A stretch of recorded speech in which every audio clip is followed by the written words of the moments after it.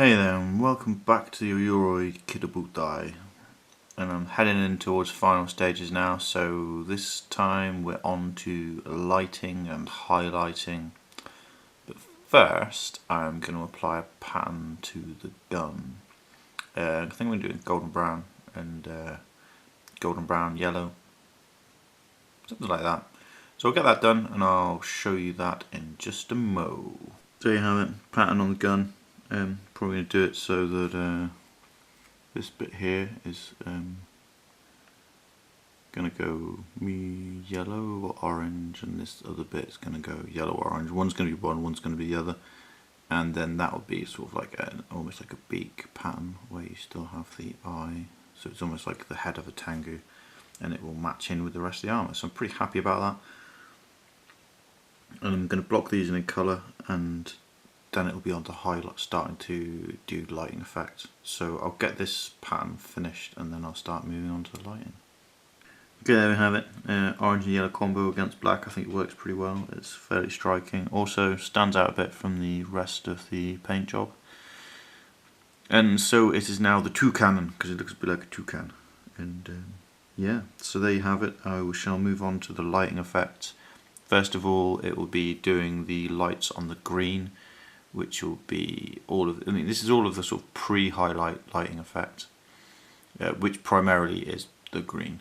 So I'm going to make all the channels kind of luminescent, and I'm going to run highlights around all of the edges of all of them, probably slightly fuzzy ones, to give that kind of luminescent effect rather than like a direct sunlight arcing around the edge of plates effect.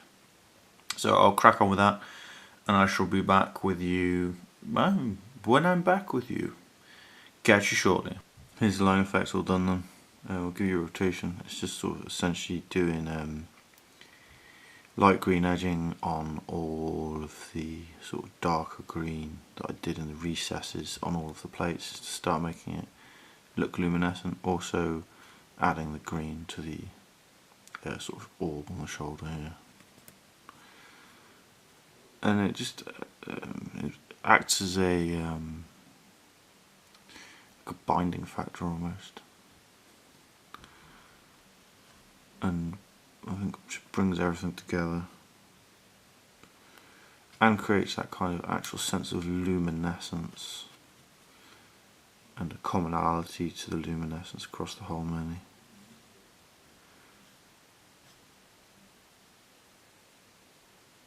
So even where I've been going over bits of the sort of mural work or what have you, it's still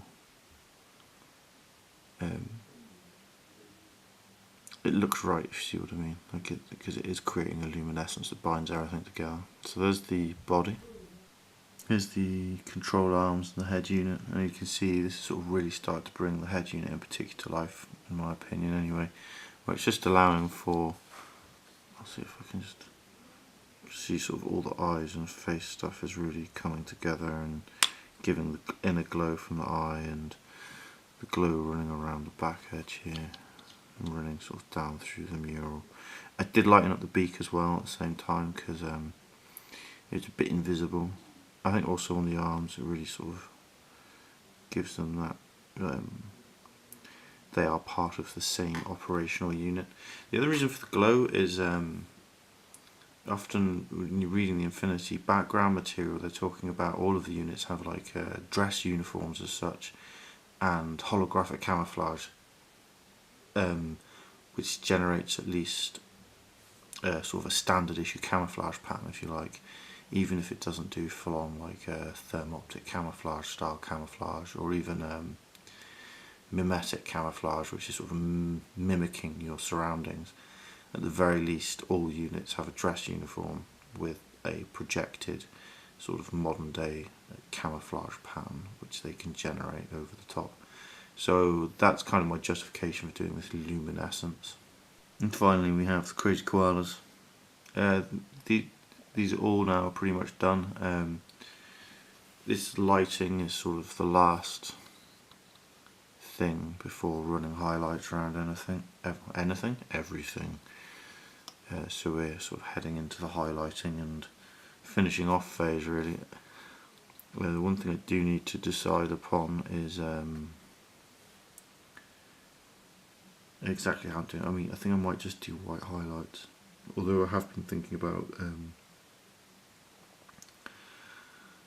using a light orange, yellow, or even maybe going back to the sort of pink-blue combination where you use the pink on the warm side and the blue on the shaded side. But either way, I'm probably going to do these as pretty like one-sided, so you want to be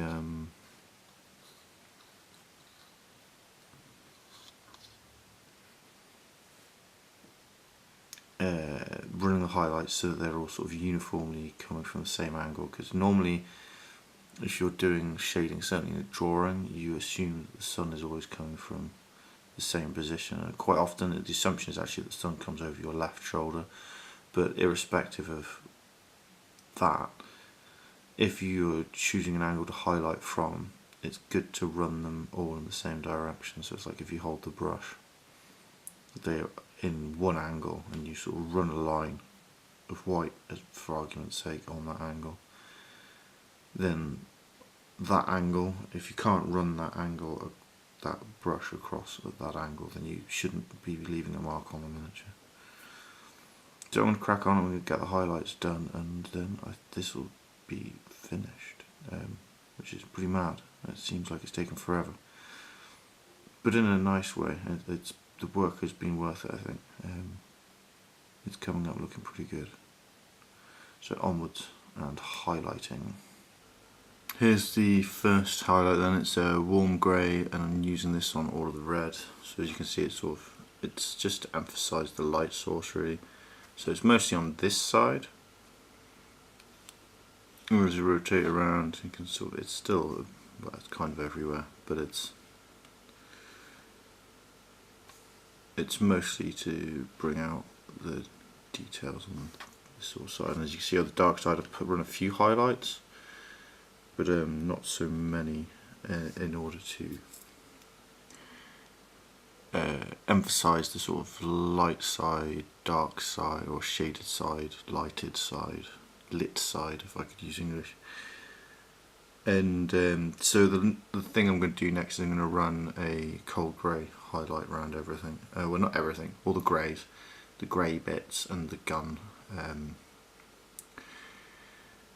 then I think the painting will be complete, but we'll have to see, because a lot of the time I don't really know until something's complete, until it's actually complete, because it looks finished to me. Like I said, at the moment there's just the greys in particular, I just feel like I need to do a last run on the highlight. Also just to clean up a few splodges. Here's the head unit and the control arms, also highlighted up, mostly just, especially on the head unit, just sort of this side. This side I've only highlighted a little bit, and on the head unit again, especially sort of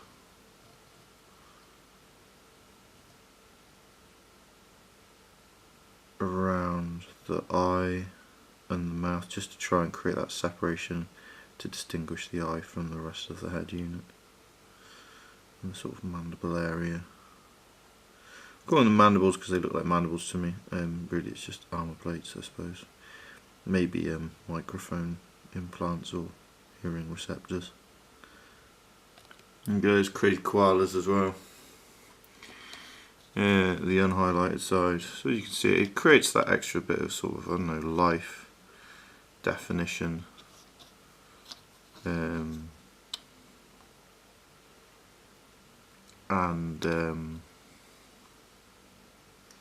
in some respects realism, I suppose. But as you can see on the sides where the highlight the highlight isn't applied, there is kind of a loss of definition, but there's also a sense of shading, because part of shadow is a loss of definition in terms of the way your eyes work with it. Start depending a little bit more on silhouette. So I think this is all working out pretty well. We won't know until the final assemblage, so I'm going to get the final highlight on, and then we shall see how it's all come out. Also, I'll paint the dust clouds on the feet just off camera, as in I'll just paint them as along with the final highlight. So I'm just doing these little dust clouds that are on his feet. I'll probably just do them like a browny, whitey grey colour. So yeah, I'll be back with you momentarily. There we have it then, final highlights all done. You can see sort of the guns being done as well. I just decided to do all these final highlights together, just sort of going around the greys. You can sort of see leading edges on greys have all been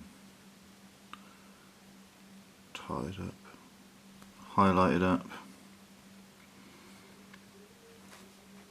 It's almost done. I'm just going to give you a brisk look at these disassembled state, and then I'm going to go and assemble these all together, and we'll see what they all look like once they've done, and whether I've done the highlights in all the right places. I've just sort of done highlighted the fingertips and everything in here, highlighted the neck and the plate that runs under the head, also in and around the face on the head here. Mostly on this side is where I've done the majority of the highlighting. Finally, the crazy koalas all done, including the clouds coming off his feet. I just did them white and grey. Again, if I just flip the sort of where the majority of the grey is around, you can just see where the highlights have all been run in, and I'm pretty happy with all of this. So I'm just going to get them all based up so you can see what everything looks like fully assembled and based. So I shall catch thee in a mo with the final showdown. Here you go then, all based up, highlights done, dusted. Pretty happy with how this has turned out. Here's like the mural side. You can see sort of everything's pretty clear. The Tengu head links nicely with the wings, I feel. Also makes sense out of the claw a bit more. Pretty happy with how the legs turned out as well. All said and done, this has been a very successful paint job, I feel. Certainly one of the best paint jobs I've ever done. I mean, not that that really means anything. I'm not like a, you know, top level international painter or anything like that, but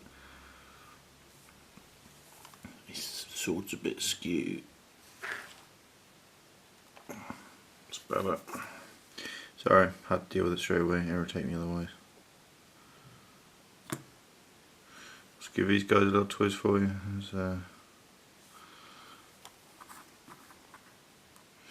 Yeah, and as ever they've gone on to the JSA bases, which are now technically the wrong colour because, well, if I ever get any Yuching, I think I'm going to have to do some orange bases for them rather than the sort of yellowy bases, just so that there's a colour difference between the two factions now.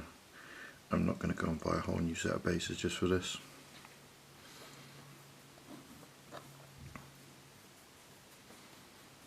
So yeah, there you have it. Always so you can see, like, here's the little control arms. For if you're sort of unaware of this kind of design, that the person actually sits in the chassis here and controls with these arms.